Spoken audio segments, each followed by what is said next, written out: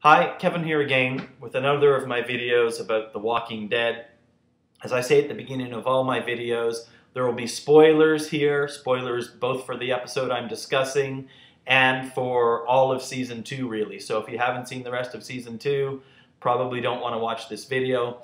Also, my videos tend to be more about ideas and interpretation rather than about the action. I've discussed the action, but I'm more interested in the ideas and themes and sort of the art of the episode in that way. So if that isn't your thing, you should, or if you haven't seen the rest of Season 2, this isn't the video for you really, or maybe you can come back to it later.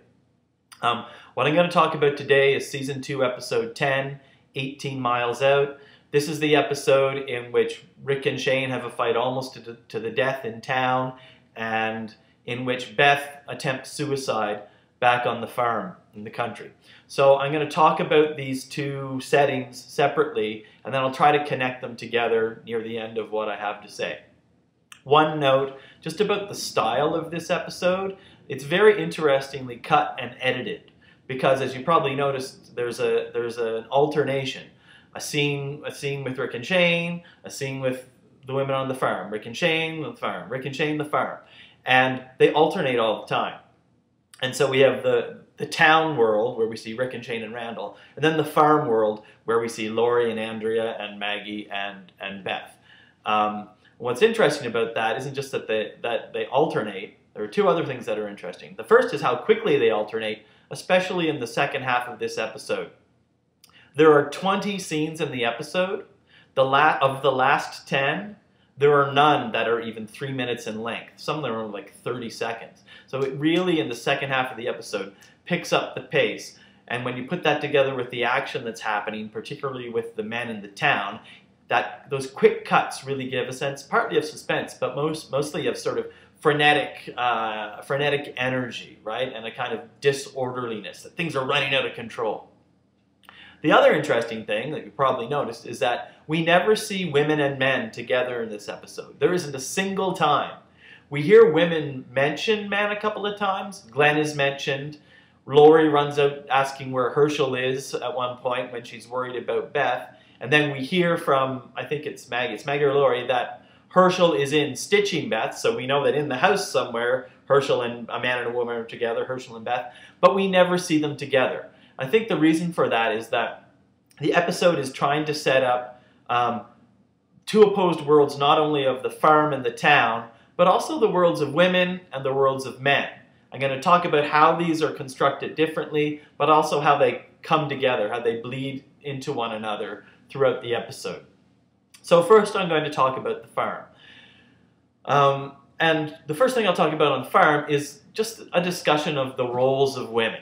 Because what we really have here is, that's central to this, is a battle that's going on between Lori and Andrea. And it's a battle about what women's role should be on this farm and in this world.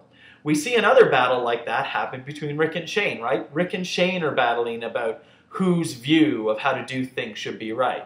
Rick wants to think about killing Randall, Shane wants to do it. Rick wants to stay alive to protect his family, Shane doesn't think he can do it. So we have squabbles, well, full-blown fights in the men's case, but we have conflict between women and between men, and they parallel each other in some ways that I'll talk about in a bit. So one of the first scenes we see on the farm is Maggie and Lori in the kitchen. The kitchen, of course, is kind of stereotypical, the traditional image of the domestic space in which women work. And we all know that say, a woman's place is in the kitchen. Well, what's interesting is that Lori, who we've seen as a strong woman, really embraces the idea of being a traditional woman here. She and Maggie are cutting vegetables and drying dishes and things. And they're discussing what's going on, and they're talking about men, and Lori says, you know what? The men go and do what they have to do. And she says, we wait here while what happens out there happens out there. We, that is women, we just keep it together until they come back. So that really is a statement of a woman's traditional role in this world. Maggie doesn't really challenge it. We see Maggie chopping things in this season a fair bit, actually. So Maggie is ready to embrace Lori's, I think, vision. Later, when Laurie and Andrea are, again, in the kitchen, in the traditional domestic space of the woman, and they're in the kitchen, Laurie and Andrea have a really big argument. And their argument really is about Beth, who wants to commit suicide, right? Andrea says, look, you shouldn't have taken the knife. It wasn't your decision. Don't treat her like a child. That's really what gets their argument going. But what the argument really turns out to be about is about women's roles, right?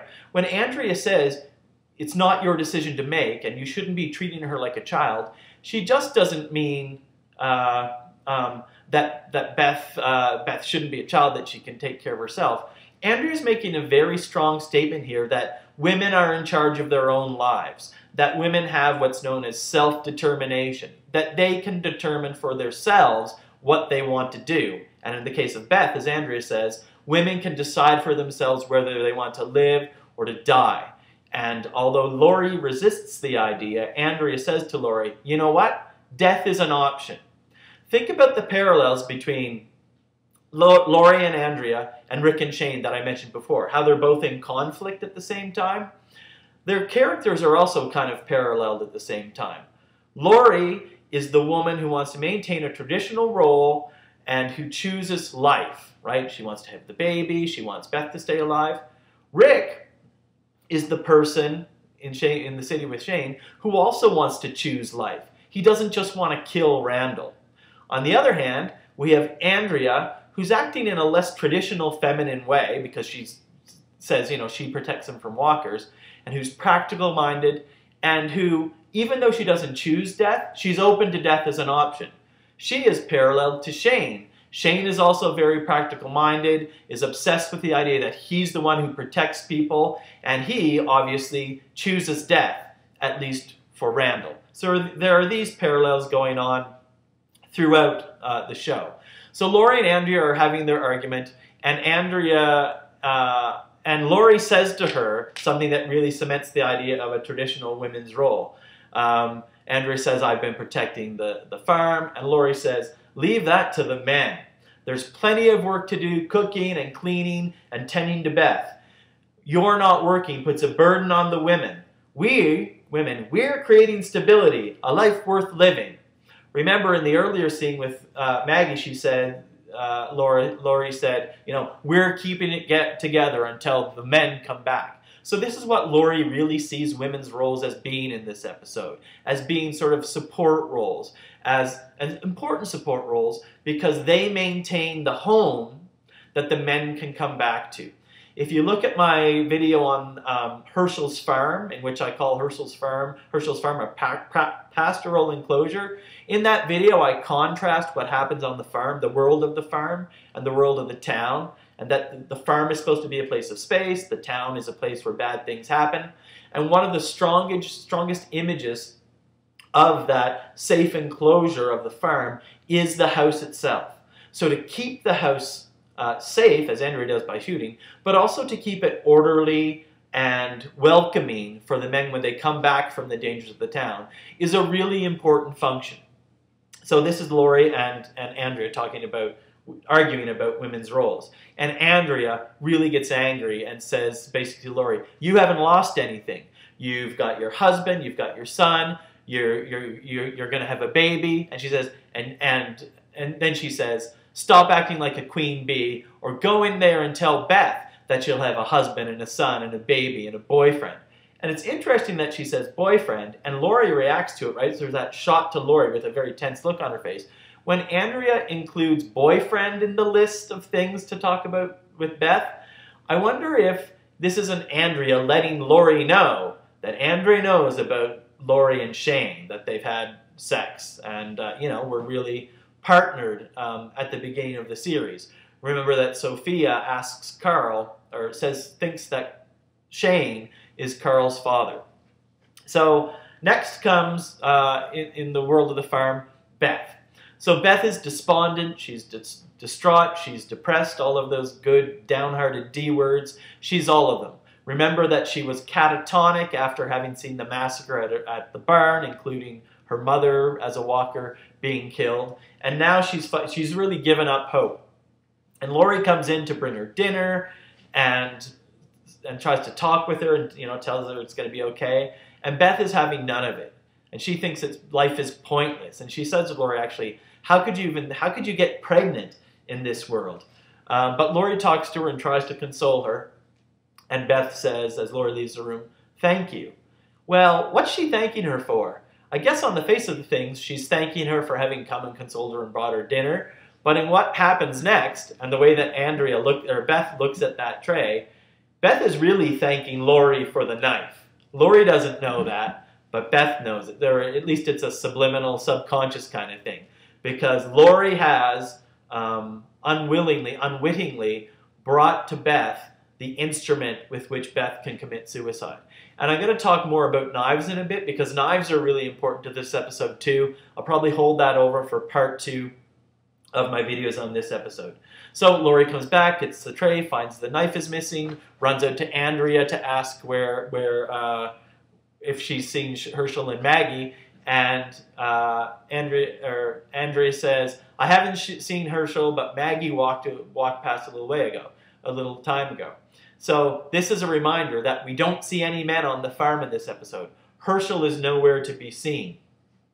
Andrea later goes into the house, relieves Maggie from the duty of tending Beth, and Andrea talks with Beth and then leaves the door open, walks away, which gives Beth the opportunity to try to kill herself. And so we see that, right? Maggie comes in, the bathroom door is locked, we have the glass break, Beth has slit her wrists and says, "I'm sorry." Andrea and Maggie get into it after this, because Andrea comes back and Maggie basically, chews her out and says, "How could you leave her? She tried to kill herself."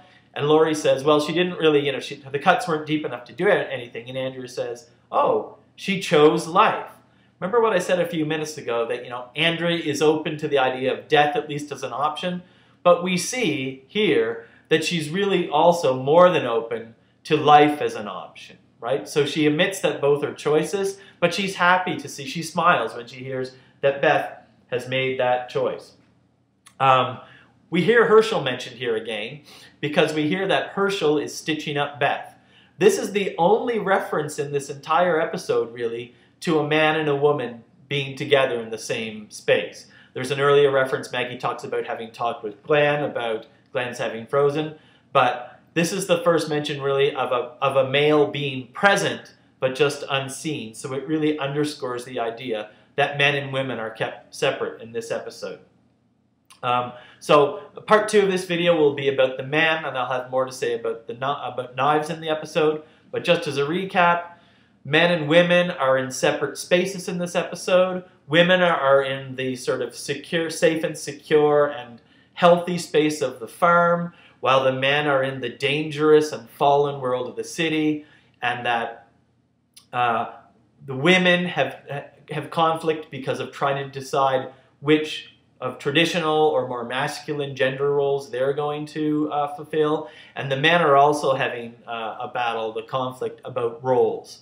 That is, Shane believing that Rick can't keep his family safe, and Rick wanting to remind Shane that Rick is still in charge. I'm going to talk about how that's true in part 2. Thank you.